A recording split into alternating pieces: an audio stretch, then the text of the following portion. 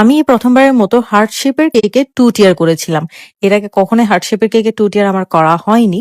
আর আমি ভাবছিলাম যে শেপটা ঠিকমতো হবে কিনা বা দেখতে ভালো লাগবে কিনা। আর এই কেকটা ছিল রসমালাই ফ্লেভারের 4 পাউন্ডের মধ্যে।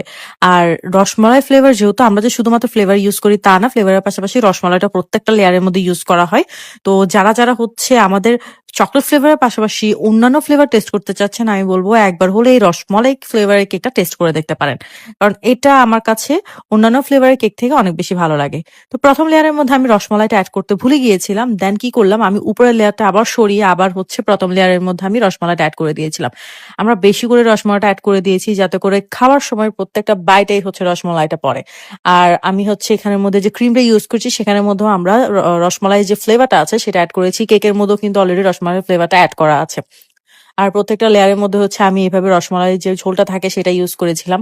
আমি এখানের মধ্যে আলাদাভাবে রসমালাইটা বাসায় বানাই না। যেহেতু দেখা যায় আমাদের এই রসমালাই ফ্লেভারের কেকটা যে সবসময় অর্ডার থাকে তেমন না। আর দেখা যায় বাসার মধ্যে যদি একটা কেকের জন্য আমি রসমালাই বানাতে যাই অনেক বেশি হচ্ছে সমস্যা হয়ে যায় বা সময়টা অনেক বেশি চলে যায়। সেক্ষেত্রে আমি বাইরে থেকে রসমালাইগুলা যে রসমালাইটা ভালো বা যে ব্র্যান্ডের রসমালাইটা ভালো আমি সবসময় সেটাই ইউজ করা ট্রাই করি। তো এখানের মধ্যে আমি ফুল কেকটাকে ফিনিশিং করে কেকটা আমি ফ্রিজের মধ্যে সেট হতে দিব। আমার কাছে না এই কেকটা বানানোর পর অনেক সুন্দর লেগেছিল। আশা করি আপনারা ফুল ভিডিওটা লাস্ট পর্যন্ত দেখবেন।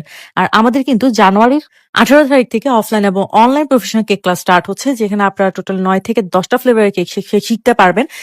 যে ফ্লেভার গুলোর মধ্যে থাকবে vanilla, chocolate, rasmalai, mango, authentic red velvet cake, authentic mud cake, cheese cake, bakery স্টাইলের পাউন্ড কেক, আরো বিভিন্ন ফ্লেভারের কেক। সো যারা হচ্ছে কেক রেসিপির পাশাপাশি কেকের বিজনেস স্টার্ট করার জন্য জানতে চাচ্ছেন কিভাবে কেকের বিজনেস স্টার্ট করবেন, কোথায় পাইকারি প্রোডাক্টগুলো পাওয়া যাচ্ছে, প্রত্যেকটা কেকের প্রাইসিং কিভাবে নির্ধারণ করবেন, কত টাকা প্রফিট রেখে কেকগুলো সেল করবেন, এ টু জেড বেকিং এর যত কিছু আছে সবকিছুই কিন্তু বলে দেওয়া হয়। সো যারা হচ্ছে কেকের ক্লাস করবেন তারা কিন্তু অবশ্যই এই কেকের বিজনেস সম্পর্কে অনেক অনেক আইডিয়া পাবেন। সো যারা করবেন আমাদের ফেসবুক পেজ আঞ্জুমস কেকের মধ্যে ইনবক্স করে ফেলবেন। মডারেটর বাকি সব ডিটেলস হচ্ছে আপনাদেরকে সেখানের মধ্যে জানিয়ে দিবে। আর চেষ্টা করবেন তাড়াতাড়ি করে আপনার সিটটা কনফার্ম করে ফেলার, কারণ লাস্টে দিয়ে দেখা যায় যে অনেকেই যায় বাট আমরা সিটটা দিতে পারি না। আর যারা চট্টগ্রামের মধ্যে আছেন তারা আমাদের অফলাইন ক্লাসটাতে জয়েন হয়ে যেতে পারবেন। যারা চট্টগ্রামের বাইরে আছেন তারা আমাদের অনলাইন ক্লাসটাতে জয়েন হয়ে যেতে পারবেন। আর যারা অফলাইন ক্লাসটা করবেন তারা কিন্তু আপনার ফন্ডেন্ট ক্লাসটাও পাচ্ছেন। সো দেরি না করে তাড়াতাড়ি আপনার সিটটা কনফার্ম করে ফেলুন। উপরে পাটও আমি সেম ভাবে হচ্ছে হোয়াইট ক্রিম দিয়ে প্রথমে ফিনিশিং করে নিয়েছিলাম। এরপর হচ্ছে একদম লাইট স্কাই কালার দিয়ে আমি ফুল কেকটাকে হচ্ছে একটা নর্মাল ফিনিশিং দিয়ে দিচ্ছিলাম, যেরকম আসলে কেকের মধ্যে শেডটা ছিল ব্লু অ্যান্ড হোয়াইটের একটা শেড। তো সেভাবেই হচ্ছে আমি শেডটা ক্রিয়েট করছিলাম।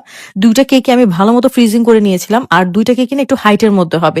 এই টাইপের 2 টিয়ার কেকগুলো আসলে হাইটের মধ্যে না হলে দেখতে কিন্তু একদমই ভালো লাগে না। আর আপনারা দেখলেই বুঝতে পারবেন যে দুইটা কেকে আমি কি পরিমাণে হাইট করেছি, যার কারণে দুইটা যখন একসাথে আমি বসাই দেখতে কিন্তু অনেক সুন্দর লাগছিল।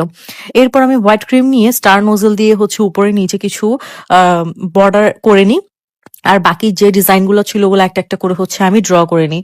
আর এখানের মধ্যে কিছু ফ্লাওয়ারও হবে যেগুলো হচ্ছে আপনার নেভি ব্লু কালারের মধ্যে বা হোয়াইট কম্বিনেশন। তো নেভি ব্লু এন্ড হোয়াইট কম্বিনেশনের মধ্যে আমি ফ্লাওয়ার গুলো একটা একটা করে অ্যাড করে দিচ্ছিলাম। কেকটা না আমি ভিডিওতে কতটুকু বুঝাতে পারছি জানি না, বাট এই কেকটা রিয়েলি বেশি সুন্দর লাগছিল।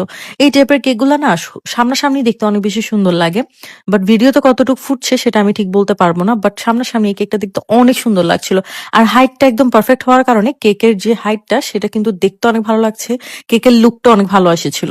আর বোর্ডের মধ্যেও আমি হচ্ছে একটু ক্রিম দিয়ে দিয়েছিলাম যাতে করে বোর্ডটার মধ্যে যখন আমরা যে ফ্লাওয়ার গুলো অ্যাড করবো সেটা যাতে ফুটে ওঠে।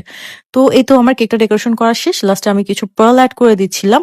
আর আপনারা কিন্তু আমাকে অবশ্যই জানাতে ভুলবেন না এই যে কেকটা, এই কেকটা আপনাদের কাছে দেখতে কেমন লেগেছে। আর আমার হচ্ছে এটাই প্রথম হার্ট শেপের মধ্যে 2 টিয়ার করা একটা কেক।